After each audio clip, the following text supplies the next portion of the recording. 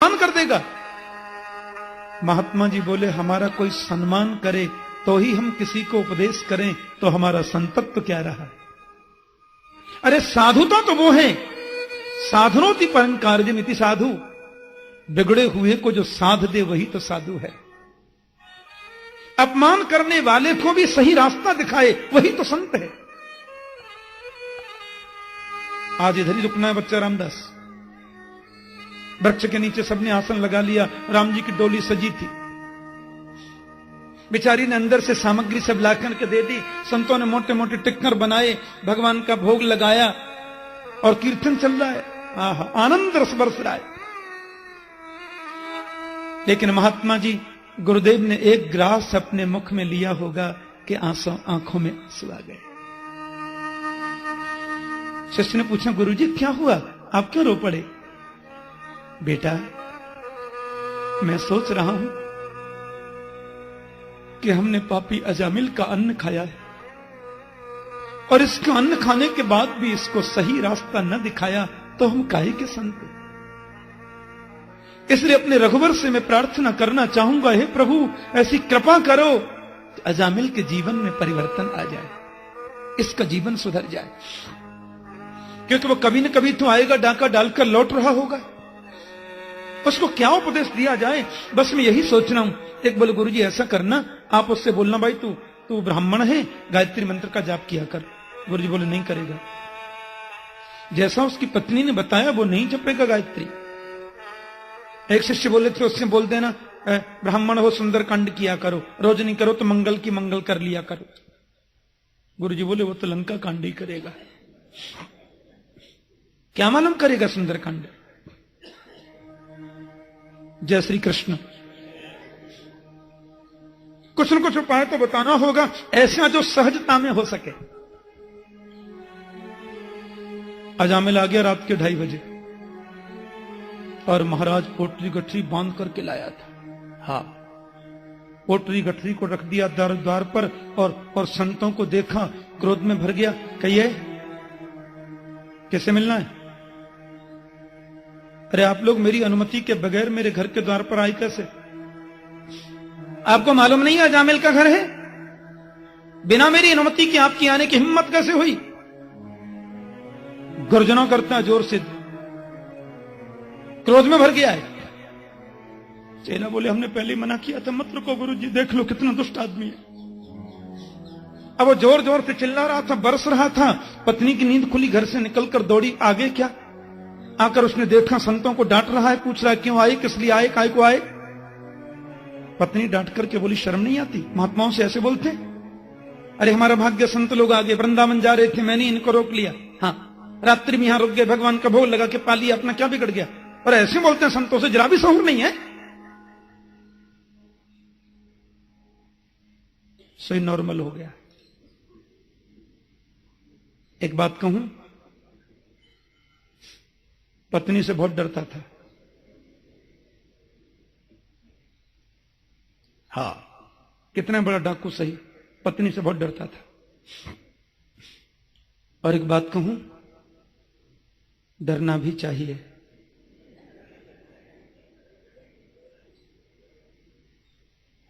और एक बात कहूं, भलाई भी इसी में है। नाराज काय को होती हो देवी, तुमने बुलाया है तो 2-4 दिन और रख लो, मैं मना थोड़ी करता, मैंने तो ऐसे पूछ लिया। महात्मा बोले बिटिया के पास में तो अच्छी चाबी है, जरा सी घुमाई नॉर्मल हो गया। संत जी बोले, शिष्य बोले अब ठीक हो गया माहौल, चलो यहां से। बोले नहीं अभी इसको सुधारना है। अरे गुरुजी कुछ और कह देगा। बोले कह देगा तो कह देगा। गुरुजी मुस्कुराकर बोले बेटा अजामिल, कहिए। हम 25 मूर्ति हैं, तुम्हारे यहां विश्राम किया है वत्स, प्रसाद भी पाया है। और संत जब प्रसाद पा लेते हैं तो बाद में दक्षिणा दी जाती, अपन को दक्षिणा नहीं दोगे। अजामिल ने पहले तो देखा पत्नी किधर है, फिर बोला दक्षिणा। मेरी सबसे बड़ी दक्षिणा यही है महात्मा जी, आपका एक चिमटा, तुम्मा लोटा मैंने छुड़ाया नहीं है। नहीं, ये अभी इधर ही धर जाओ, पधारो यहां से। भूतों से ही पूत लेना चाहते दक्षिणा हमसे? अरे बेटा, हमको पैसे की दक्षिणा नहीं चाहिए। हमारी दक्षिणा यही है कि बस एक बात हमारी मान जाओ, बस। क्या बात है, कहिए। मानने योग्य होगी तो मानेंगे, नहीं तो नहीं मानेंगे, हमारी मर्जी। पत्नी बोली, महात्मा लोग कहते हैं तो बात तुम सुन भी नहीं सकते गौर से। हाँ जी बोलिए। नहीं, मैं यही कह रहा था कि आप बताइए, मैं मानूंगा। बच्चा, वो कहना हमको यह था कि तुम्हारे पुत्र कितने? बोले 9 पुत्र हो गए, 10वां भी होगा। बस तो हमारी दक्षिणा यही है बेटा कि तुम्हारी पत्नी के गर्भ से 10वां बालक जो जन्म लेकर आवे उसका नाम नारायण रख देना, और हमें कोई दक्षिणा नहीं चाहिए। अजामिल बोले, ये तो कुछ पुराना सा लगता है, कोई नया रखेंगे। पत्नी बोली, महात्मा लोग कह रहे हैं तो कि बच्चे का नाम नारायण नहीं रख सकते क्या? बोले, तुम कहती हो तो रख ले। तो तस्य प्रवयस पुत्रा 10 तेषां तु योबम बालो नारायणो नाम्ना पित्रोश्च दयितो वृषम।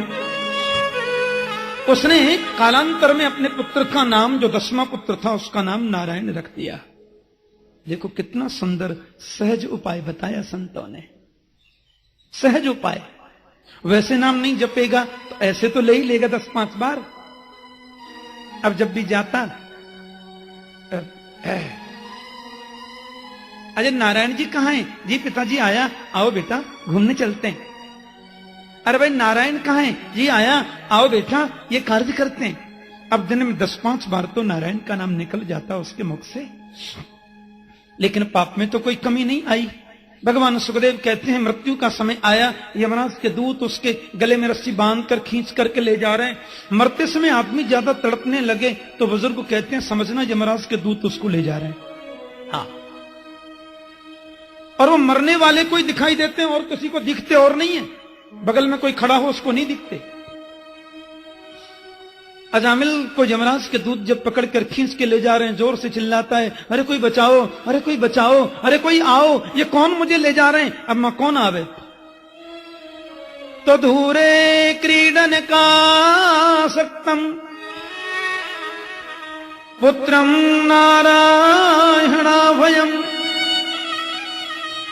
प्लावितेन तरुणे चई आजुहाव कुलेन्द्रिय। थोड़ी दूर पर इसका बेटा नारायण खेल रहा था।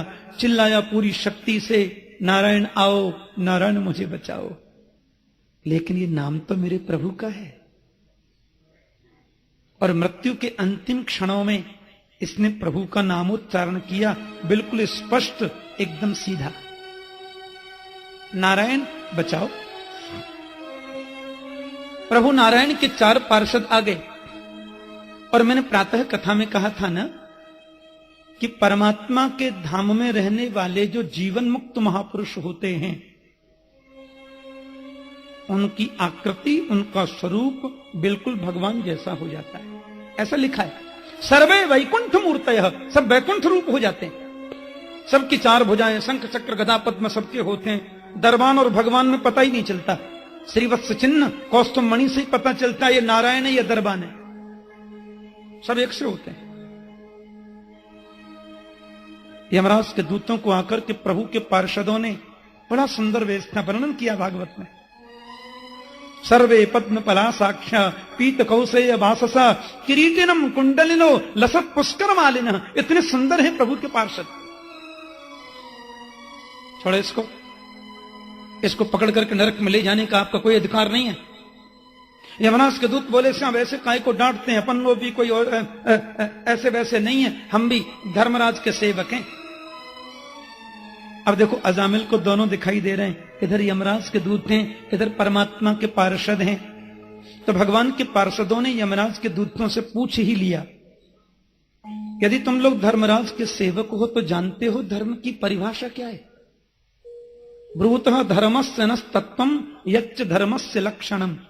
बताओ धर्म की परिभाषा क्या है? बड़े आए धर्मराज के सेवक। दूत बोले, नहीं हम परिभाषा बता देंगे, हमने सब याद कर रखा है। कि वेद प्रणहितो धर्मो यधर्मस्तद विपर्जय वेदो नारायण साक्षात् स्वयंभूरिति सुश्रुमः। वेद ने जिसका प्रतिपादन किया उस पर चलना ही धर्म है। ध्यान से सुनना। और वेद ने जिसके लिए इनकार किया, मना किया, उस कार्य को करना ही अधर्म है। वेदो नारायण साक्षात स्वयंभूरिति सुश्रुमः। वेद साक्षात नारायण का रूप है, यह हमने सुना है।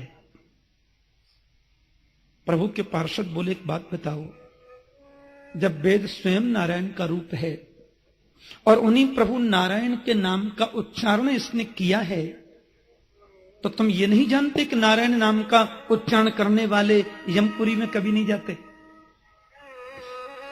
दूत बोले, कर लो बात, भगवान का नाम थोड़ी न गाए, तो बेटा का नाम गाता जी। प्रभु के पार्षदों ने फिर जवाब दिया, अच्छी बात बताई। सांकेत्यम पारिहास्यम वा स्तोभम हेलनमेव वा वैकुंठ नाम गृहणम अशेषागहरम विदु। प्रभु के नाम को संकेत में भी गाया जाए तो भी कल्याण हो जाता है। सांकेत्यम, आपका कुछ भी नाम सही। हाँ, अयोध्या में जो हमारे विरागी संत वास करते हैं, उनकी एक आदत होती है, आपका कुछ भी नाम सही, आपसे बोलेंगे कैसे मालूम है? अरे राम जी, अरे सुन, सीताराम, अरे सुनना भैया। जैसे वृंदावन में राधे राधे, सुनना जी।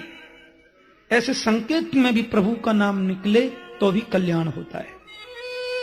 और पारिहास्यम बा, हंसी मजाक में भी हमारे मुख से प्रभु का नाम निकल जाए तो भी कल्याण होता है। स्तोभम हेलन में बाबा, अब हेलना में सुनो, झगड़े में भी भगवान का नाम निकले तो भी कल्याण करता है। चलो चलो, बड़े आए राम जी के ताऊ जी, सल थोड़े ही पड़ती है, राजा रामचंद्र के बाद में तुम्हारा ही तो नंबर है। ऐसे झगड़े में भी प्रभु का नाम निकले मुख से तो भी कल्याण होता है। क्योंकि गुरुणाम च लघूनाम च गुरुणी च लघूनि च प्रायश्चित्यानि पापानां ज्ञातोक्तानि महर्षि भी। हमारे ऋषियों ने, हमारे महापुरुषों ने, मनीषियों ने, तत्वज्ञ लोगों ने छोटे से छोटा, बड़े से बड़ा हर पाप का प्रायश्चित्त बताया है, लेकिन सर्वोच्च प्रायश्चित्त गोविंद का नाम है। उल्टा नाम जपत जग जाना, वाल्मीकि भय ब्रह्म समाना। ध्रुव सगलान जपहु हरि नाऊ, पावा असल अनुपम ठाऊ। राम एक तापस तिय तारी, नाम को टिखल कुमत सुधारी। और अंत में तो कमाल कर दिया, कहूं कहां लगी नाम बड़ाई, राम न सकहि नाम गुण गाई। परमात्मा का नाम किसी भी मायने में। और देखो हमारे यहां तो, हमारे ब्रज की उपासना में चीज चार हैं, तत्व एक है। नाम, रूप, लीला और धाम। ऐसे वैष्णवाचार्यों का मत है। नाम, रूप, लीला और धाम, ये नाम चार हैं, चीज बिल्कुल एक है। भगवान के नाम का जाप करो, भगवान के रूप का चिंतन करो, प्रभु की लीलाओं का श्रवण करो और धाम में बार बार जाने की चेष्टा करो। चारों में एक भी हो जाए तो चारों हो जाएंगे, और चारों आपने कर लिए फिर तो कहना ही क्या, क्योंकि एक ही चीज है। भगवान का नाम किसी भी मायने में प्रभु से कम नहीं है। और मरा करने वाला जब मुक्ति पा सकता है, ये तो नारायण स्पष्ट बोल रहा है। बेटे के सिर पे रखें गाओ, नाती के सिर पे रखें गाओ, पोते के सिर पे रखें गाओ, प्रेम से गाओ, बिना प्रेम से गाओ, क्या फर्क पड़ता है? अच्छा एक बात बताओ, अग्नि को आप प्रणाम करके छुओगे तो जलाएगी नहीं, अग्नि को गाली देकर के छुओगे तो जलाएगी नहीं, क्योंकि अग्नि का काम है सिर्फ यानी सिर्फ जलाना, कैसे भी उसको छुओ जलाएगी। तो भगवान के नाम को प्रेम से गाओ तो भी कल्याण, बिना प्रेम से गाओ तो भी कल्याण। थोड़ा आप चैतन्य महाप्रभु गए थे एक बार, चैतन्य महाप्रभु जो हैं वो जब जगन्नाथपुरी में पधारे तो वहां देखा दो बैठे थे लोग, जप कर रहे थे। एक कहता था विष्णवे नमः विष्णवे नमः विष्णवे नमः विष्णवे नमः, दूसरा बोल रहा था विष्णाय नमः विष्णाय नमः विष्णाय नमः। एक ने कहा देखिए अशुद्ध मंत्र बोल रहा है, ये कैसे काम करेगा। चैतन्य देव खड़े हो गए, बोले व्याकरण की दृष्टि से विष्णवे नमः शुद्ध है, विष्णाय नमः अशुद्ध है, पर ये जपने वाला ये समझ रहा है कि जो वो है वो ये है, इसलिए मुझे लगता है कि गोविंद की नजर में जो करंट उसका है वही करंट इसका भी है, वहां असर नहीं होता है। वो तो देख लेते हैं कि हाँ ये जप रहा है। जानबूझकर गलती करे ये तो अपराध है, पर अनजान में मंत्र में भी ऐसा हो जाए तो गोविंद क्षमा करते हैं। नाम की तो बात क्या है, नाम में तो कहना क्या है। यमराज के दूत लौट करके चले गए, लेकिन इसका मतलब यह नहीं है कि हम जीवन भर पाप कर्म करें, बच्चे का नाम नारायण रख दें। मुक्ति इतनी सस्ती भी नहीं है। प्रभु के नाम का गान करने की वजह से यमराज की पुरी में अजामिल को जाने से रोक लग गई, लेकिन किए गए पाप का जब तक वो प्रायश्चित नहीं करेगा तब तक मोक्ष कैसे मिल सकता है। इधर यमराज के दूत लौटकर चले गए, अजामिल को बड़ी ग्लानि हुई, वन में चला गया, वहां जाकर तपस्या करी, प्रायश्चित किया, नाम जप किया, मुक्ति बाद में पाई। लेकिन भगवान के पार्षद भी चले गए।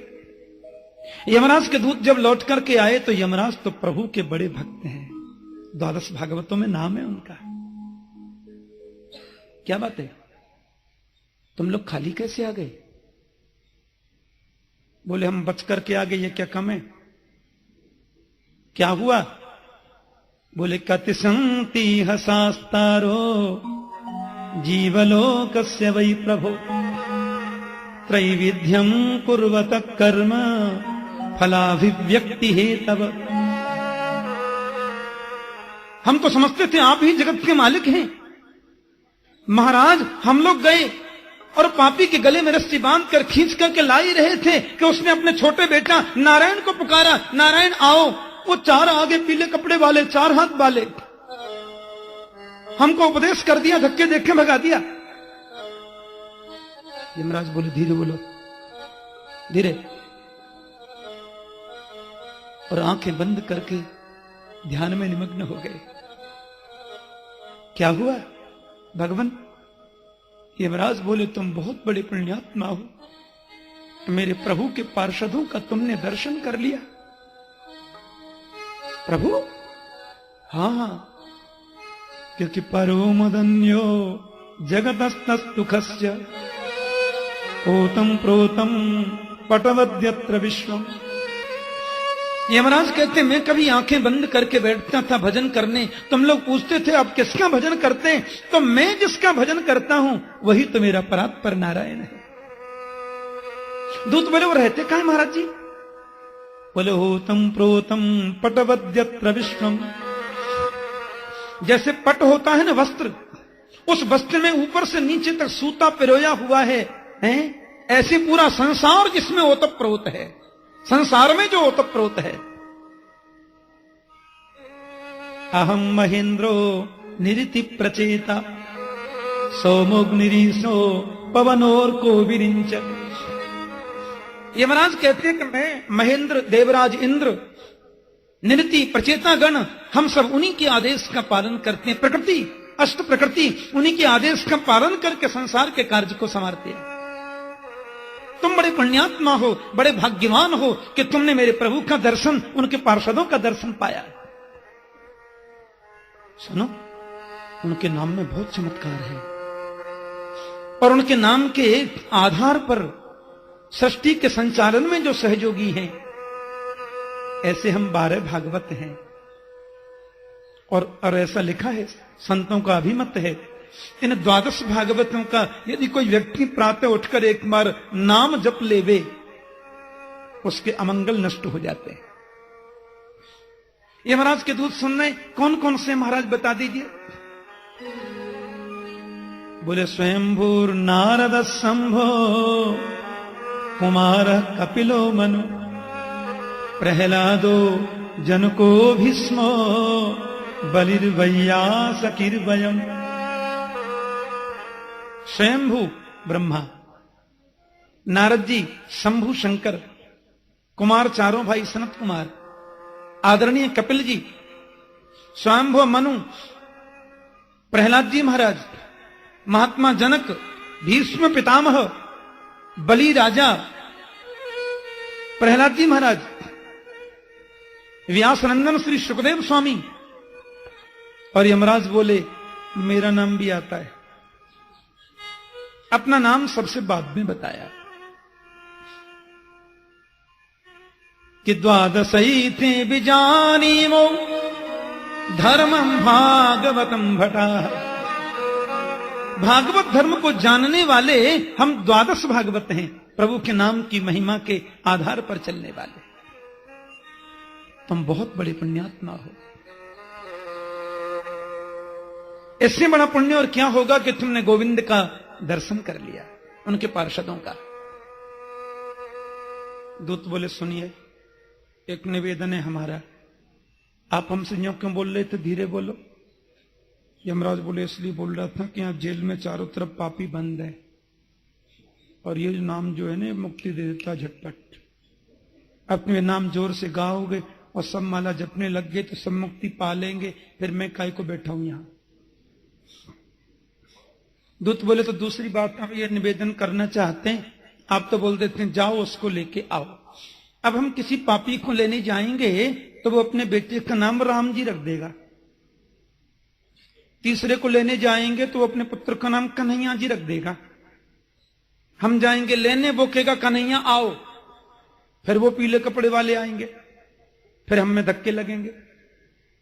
इसलिए महाराज हम चाहते हैं कि आज कुछ क्लियर कर दो।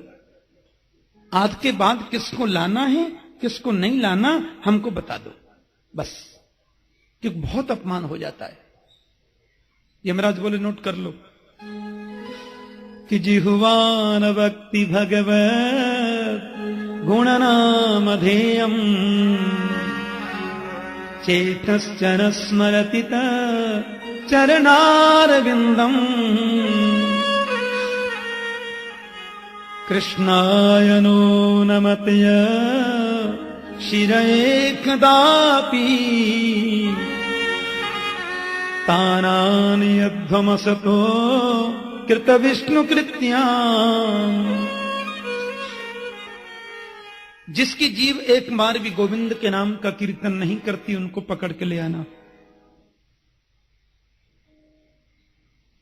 जिसका चित्त एक बार भी कृष्ण के चरणों का चिंतन नहीं करता उनको पकड़ के ले आना।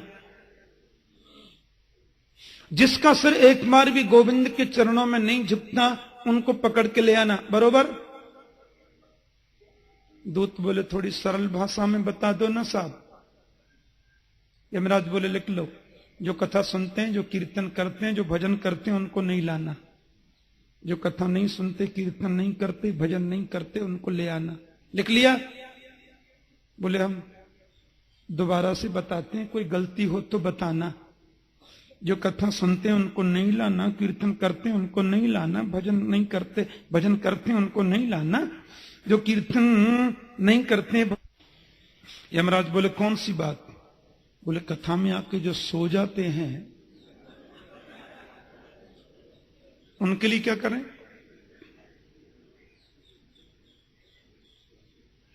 कथा में आ गए, आके सो गए, उनके लिए क्या प्रावधान है आपके संविधान में? यमराज बोले बाद में पूछना, अभी बोल दो ना साहब। यमराज बोले सुनो, जो कथा में आके सो जाते हैं उनको भी पकड़ कर नरक में नहीं लाना। क्यों? क्योंकि घर में सोने की अपेक्षा कथा में सोना भी ठीक है। अरे घर में सो जाएंगे तो क्या मिलेगा? कथा में आकर सो गए मान लो, तो जब कभी जय श्री कृष्ण मिलेगा तो कभी तो आंखें खुलेंगी, और खुलेंगी तो कुछ तो अंदर जाएगा। प्रविष्ट कर्ण कर्ण रंध्रेण स्वानाम भाव सरोरुहम।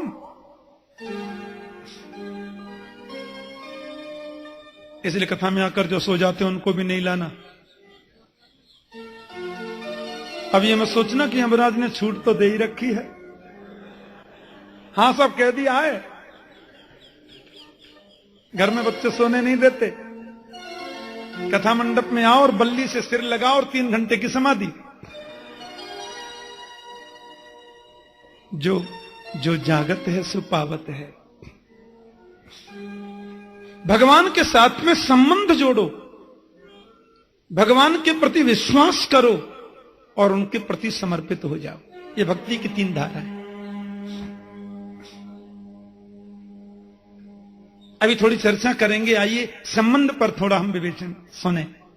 गोस्वामी तुलसीदास जी राम जी के पास में बैठे थे इसी स्वर में, और तो उन्होंने जब देखा भगवान राम को, आंखों में आंसू आ रहे हैं। क्या संबंध जोड़ूं? गोपियां का भी एक संबंध है, नदरानी का भी एक संबंध है। गोस्वामी तुलसीदास जी की बड़ी प्रसिद्ध कविता बोल रहा हूं मैं।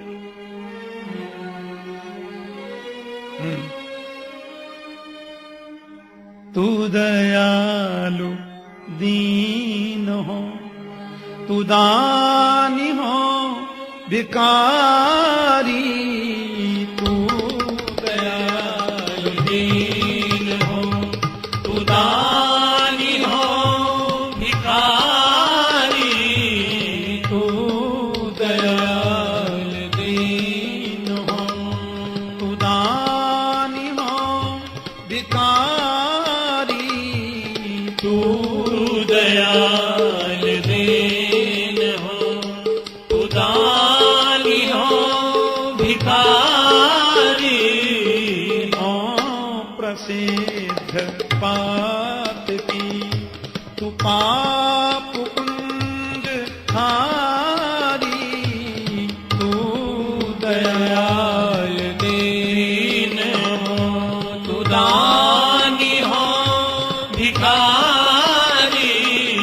तू दयाल दीन हो। नाथ तू अनाथ को, अनाथ कौन मोसो। नाथ तू अनाथ को, अनाथ कौन मोसो। मो समान आरत नहीं, मो समान आरत नहीं। आरत हर तो सो। तू दयाल दीन हो, तू दानी हो भिखारी। तू दयाल दीन हो।